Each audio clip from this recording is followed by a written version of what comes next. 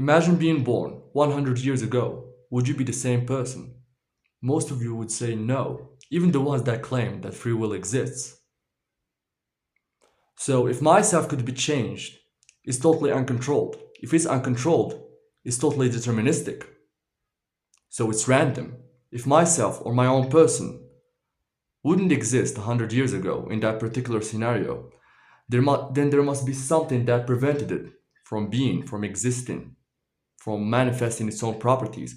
So what is the thing that is actually different from my current self and that other self from the scenario that it is totally prevented from being or existing? What's the difference between me and the other me? For you to be you, you must have the same past, the same experiences, the same memories, the same family, the same friends, the same school, the same childhood memories. Those experiences actually form memories.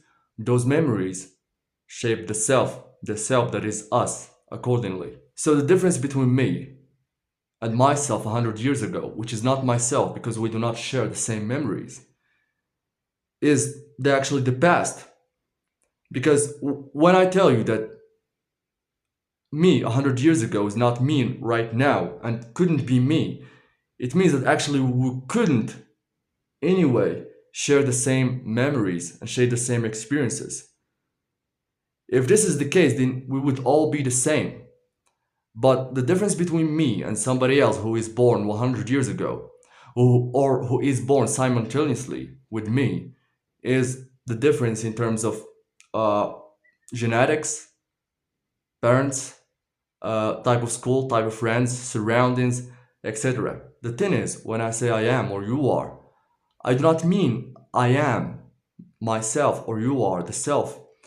Because if I'm talking to you as you being yourself, there is a feeling that the self, was it yours or mine, there is a feeling of independency, that yourself is independent of events, which is not possible because yourself is actually formed by those events. Yourself can never be independent of events that actually occurred in the past because those events are actually the ones that form you being the self. As a matter of fact, when I'm talking to you and I'm addressing you as you being the self, I do not talk to you as being independent or free or anything like that. I'm actually talking about the accumulation of all past experiences that you have within your mind. So the self as being as we think it is actually wrong. It's actually an illusion formed by the brain to prevent us from killing ourselves. I have made this specific chain over here. I have called every state of existence of yourself a letter. So I have over here A. You are born with some specific genetics that you didn't choose, specific parents, specific siblings in a house, in a country, with specific culture, tradition, religion that you didn't choose. A gives us B. B, you go to school. You have some friends.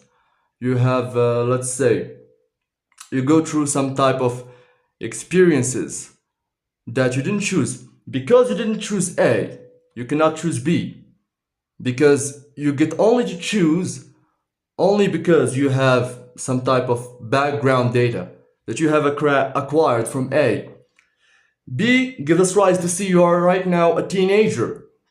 If you are a teenager, you go through more experiences.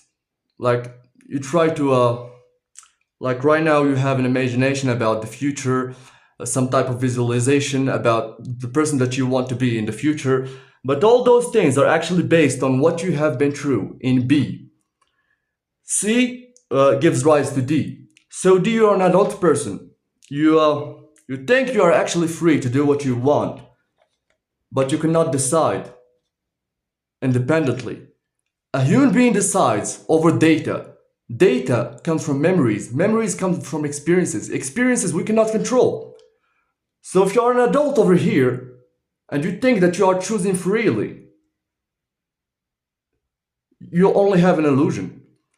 Because if A, you couldn't control none of those things, and we have A, B, C, D, if you cannot control A, eventually you cannot control also D. So it's only logical. So all of the phases that I have just showed you, A, you were born, B, you're a child, C, you're a teenager, D, you are an adult. When you are an adult, you think that what you choose is based on something that you actually want, but on the regress, what you want doesn't exist actually, because what you want is based on what you actually wanted. What you actually wanted doesn't exist because you never wanted something to begin with. Everything is based on something that you didn't choose. If you never choose what you are, you never choose what you want.